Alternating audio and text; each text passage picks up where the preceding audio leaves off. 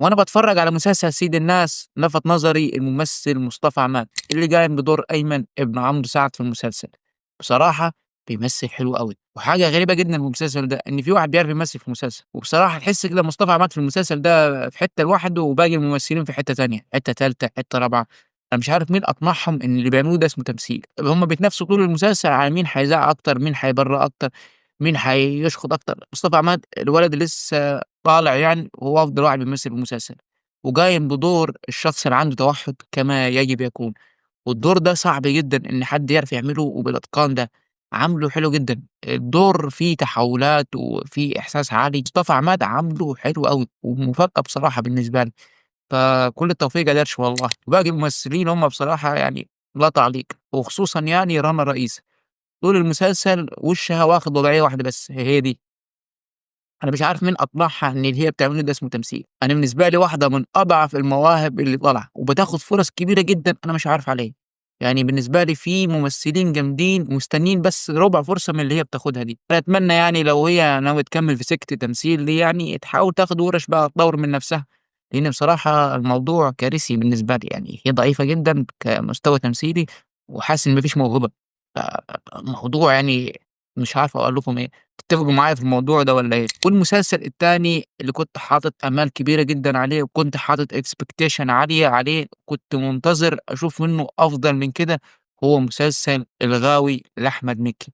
أنا باحب أحمد مكي جدًا، وأنا من جمهور أحمد مكي، فكنت منتظر أشوف التجربة دي، تجربة أحمد مكي خارج الكبير أوي.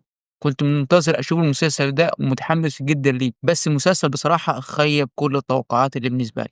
القصة ضعيفة جدًا. حاسس إن المسلسل ده أصلًا متكروت، يعني حاسس إن هُم مستعجلين عشان يلحقوا رمضان فعملوا الموضوع ده. تحسّوا كده بينجزوا في التصوير، بيعملوا القصة ضعيفة جدًا والموضوع يرجع لمكي، هو الفكرة وقصة المسلسل لمكي. قصة ضعيفة جدًا وكليشيهات اللي مالية المسلسل، في كليشيهات كتير في المسلسل، وأداء أحمد مكي نفسه. أنا بالنسبة لي أنا أنتم جايبين شبيه أحمد مكي والّا إيه؟ مش أحمد مكي ده، أداء باهت جدًا، وكل المشاهد اللي فيها حزن وكل المشاهد اللي فيها تأثُّر هم كانوا بيعملوها بسرعة جدًا. يعني مكي كان في كل مشهد يعني مثلًا يدّيك المشهد إن هو متأثّر وزعلان مش عارف وبعديها مشهد حاجة تانية. فأنتم مستعجلين في الموضوع وراكم حاجة والّا إيه؟ أنا نفسي أشوف المسلسل. يعني المسلسل بصراحة كريتم برضه مُمِل جدًا، القصة مليانة مشاكل، الإخراج طبعًا في مشاكل كتير جدًا. حاسس الموضوع كان محتاج يتضبط، حاسس إن أصلًا القصة دي كانت محتاجة إن هي يتعمل عليها شغل أكتر من كده، وحاسس إن المسلسل كانوا مستعجلين عليه فطلع المسلسل بالشكل ده. فأنا بالنسبة لي المسلسل واحد من أضعف مسلسلات رمضان، وأنا باتفرّج على المسلسل ده لحد دلوقتي بس عشان خاطر أنا باحب أحمد مكي.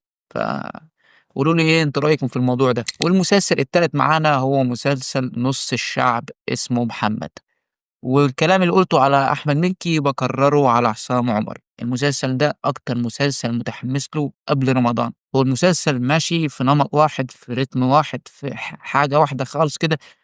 أنا حاسس إن في حاجة غريبة في المسلسل ده. الكوميديا هي ما فيهوش كوميديا، هو المفروض إن هو مسلسل كوميدي، بس أنا طول المسلسل ما ابتسمتش. ما فيش غير مشاهد محمد محمود مع عصام عمر هي اللي بتعجبني جدًا في المسلسل، لإن أنا باحب الثنائي ده جدًا. فأنا بالنسبة لي المسلسل لحد دلوقتي هو في حاجة ماشي بنفس الاتجاه. يعني أنت لو سِبت حلقة ودخلت على الحلقة التانية، أنت هتعرف إيه الأحداث اللي حصلت، من غير ما تكون اتفرّجت على الحلقة اللي فاتت، ده عادي.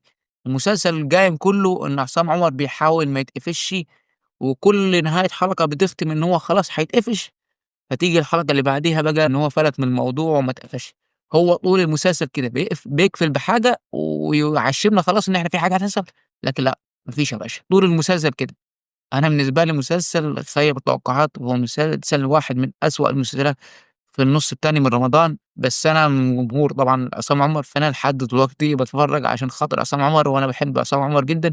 بس المسلسل هو نمط واحد، ما فيش تحس كده ما فيش فكرة.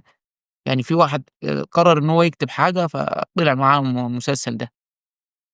فأنتم قولوا لي إيه رأيكم؟ المسلسل الرابع واللي هنختم بيه الفيديو ده هو مسلسل منتهي الصلاحية. المسلسل ده أنا كنت سايبه للآخر يعني زي ما بيقولوا مسك الختام. إيه المسلسل ده؟ كل عنصر في المسلسل إبهار ومتعة فاقت الحدود.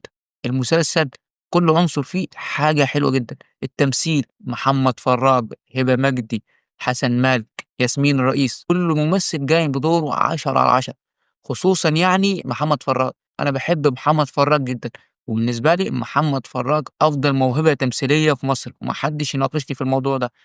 نادرًا لمّا بالقى حاجة لمحمد فراج بيمثّل فيها وِحِش، هو الراجل خطير، هو مُجرم تمثيل حرفيًا، والمسلسل مُتعة بصرية ومُتعة إخراجية، والمسلسل بيناقش المراهنات الإلكترونية والapplication المراهنات اللي منتشر في العالم كلّه، بيناقش الموضوع بطرح حلو أوي.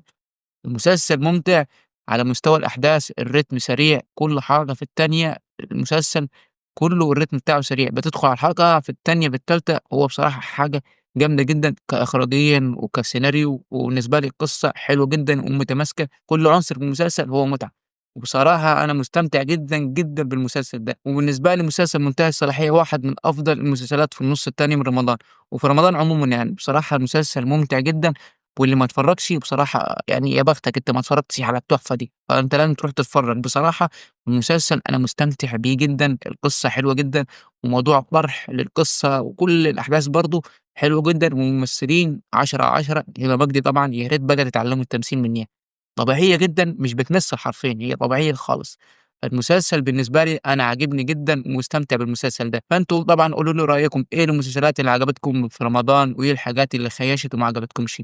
فطبعًا ما تنسوش تعملوا لي لايك وfollow ويالّا سلام.